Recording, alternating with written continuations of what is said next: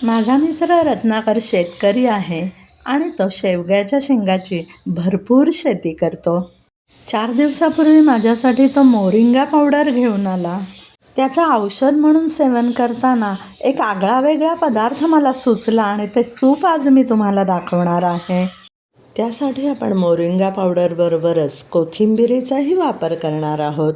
नमस्कार, मी Shruti cook with ग्रॅनीमध्ये आपणा सर्वांचं मनापासून स्वागत. मोरिंगा कोथिंबीर सूप बनवण्यासाठी लागणारं साहित्य असे: 1 कप कोथिंबीर, मोरिंगा पावडर अर्धा टेबलस्पून, लसूण पाकळ्या 3, जिरं पाव टीस्पून, हिरवी मिरची एक अगदी छोटा तुकडा, सैंधव मीठ, आले पेस्ट आणि हिंग प्रत्येकी अर्धा टीस्पून, पांढरे तीळ आणि लिंबाचा रस प्रत्येकी 1 टीस्पून, कोथिंबिरीच्या कोवळ्या काड्या ज्याला आपण देठ असं म्हणतो ते 1 टेबलस्पून, साजूक तूप आणि चिरलेला कांदा प्रत्येकी 2 टेबलस्पून. मोरिंगा कोथिंबीर सूप करण्यासाठी आपण थोडी पूर्वतयारी करून घेऊयात. कोथिंबीर निवडून झाल्यावर बऱ्याच गृहिणी कोवळ्या काड्या किंवा देठ आपण ज्याला म्हणतो त्या फेकून देतात, पण त्या फेकून न देता सुपामध्ये वापरायच्या. सर्वप्रथम कोथिंबीर निवडून झाल्यावर त्याच्या ह्या कोवळ्या काड्या किंवा देठ आपण बारीक कट करून घेऊयात. इथे आपण लसणाच्या 3 पाकळ्या सोलून घेतलेल्या आहेत आणि त्याचे सुद्धा आता आपल्याला बारीक काप करून घ्यायचे आहेत. एखादी जर जाडसर पाकळी असेल तर त्याला बरोबर मध्यभागी छेद द्यायचा आणि मग त्याचे काप करायचे, म्हणजे ते बारीक होतात.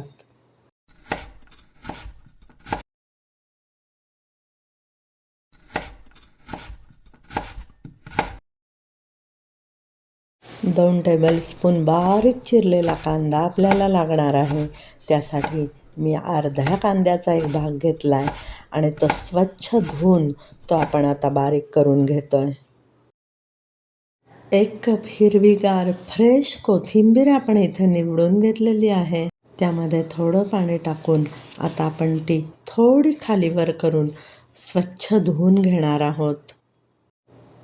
पाण्याने स्वच्छ कोथिंबीर धुवून घेतली की कोथिंबीरीमध्ये असणारी सगळी माती निघून जाते. स्वच्छ धुतलेली कोथिंबीर आता आपण मिक्सरच्या जारमध्ये घालूयात. कोथिंबीर धुतल्यावर तुम्ही पाहू शकता की ते खराब पाणी निघालंय ते आता आपण फेकून देऊयात. आता या कोथिंबीरीमध्ये अगदी मिरचीचा एक छोटासा तुकडा आपण घालणार आहोत, ते सुद्धा त्याला चव यावी म्हणून. बरेच जण हे सूप आता वजन घटवण्यासाठी घेतील, त्यामुळे तुम्ही मिरचीचा तुकडा स्किप केला तरी चालेल, कारण कांदा आणि लसणाचा स्वाद सूपाला येणारच आहे. कोथिंबिरीमध्ये आता आपण थोडंसं पाणी घालून त्याचा रस करून घ्यायचा आहे.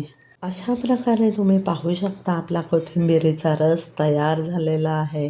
आणि आता आपण गॅसकडे वळूयात. गॅसवर आता आपण एक स्टीलची कढई तापत ठेवत आहोत. तापलेल्या कढईमध्ये 1 टीस्पून पांढरे तीळ भाजून घेणार आहोत. साधारण भाजायचे आहेत आणि तडतडायला लागलं की गॅस बंद करायचा, म्हणजे तीळ जळत नाहीत. अशा प्रकारे भाजलेले तीळ आता आपण बाजूला एका बाऊलमध्ये काढून ठेवूयात आणि कढई पुन्हा गॅसवर ठेवूयात.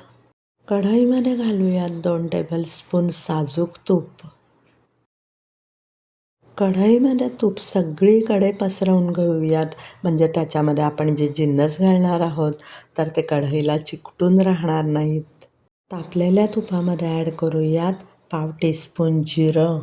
जिरं व्यवस्थित फुललं की आपल्याला त्याच्यामध्ये इतर घटक ॲड करायचे आहेत. तुम्ही पाहत असाल जिरं व्यवस्थित तडतडून फुलत चाललेलं आहे. आता त्याच्यामध्ये आपण घालूयात आपण मगाशी बारीक कट केलेले लसणाचे काप. लालसर रंगावर येईपर्यंत हे काप आपल्याला परतायचे आहेत आणि ते लगेचच परतले जातात, कारण कढई स्टीलची आहे. लसूण लालसर झाला की बारीक चिरलेला जो कांदा होता तो 2 टेबलस्पून आता आपण त्याच्यामध्ये घालणार आहोत. कांदा आणि लसूण ओलसर असतात, ते जरा गुलाबी रंग येईपर्यंत परतलं की छान क्रंची होतात. तसंच त्यातला उग्रपणाही निघून जातो आणि एक फूडी फ्लेवर या सूपाला येतो. अशा प्रकारे तुम्ही पाहू शकता कांदासुद्धा आपला गुलाबी रंगावर परतला गेलेला आहे. कोथिंबिरीचे जे कोवळे देठ आपण कट केले होते बारीक, तर ते आता आपण त्याच्यामध्ये घालूयात आणि पुन्हा परतूयात. तुमच्या असं लक्षात येत असेल की प्रत्येक घटक घातल्यानंतर पुन्हा पुन्हा आपण परतून घेत आहोत, कारण ते प्रत्येक घटक, ते पदार्थ एकमेकांमध्ये मिक्स झाले पाहिजेत, एकजीव झाले पाहिजेत. भाजलेले तीळ आता आपण ॲड करून घेऊयात. तीळ जर आपण भाजून घेतले नसते ना, तर ते कच्चे राहिले असते किंवा तुपात डायरेक्ट टाकले असते तर ते जळालेही असते. म्हणून कांदा लसणाचं मॉइश्चर तुपात उतरल्यानंतरच तीळ घातले की ते तडतडतही नाहीत आणि जळतही नाहीत. शिवाय तिळाचा रंग तसाच टिकून राहतो. आता घालूयात अर्धा टीस्पून आलं पेस्ट. थोडं परतूयात. अर्धा टीस्पून हिंग. हिंग सगळ्यात शेवटी घातला की तो सगळ्या घटकांमध्ये चांगला मिक्स होतो आणि त्याचा स्वादही जसाच्या तसा राहतो. आता आपल्याला मुख्य घटक ॲड करायचे आहेत. ते म्हणजे कोथिंबिरीचा अगदी सुरुवातीला जो मिक्सरमध्ये रस केला होता तो सगळा आपण त्याच्यामध्ये घालून घेऊयात.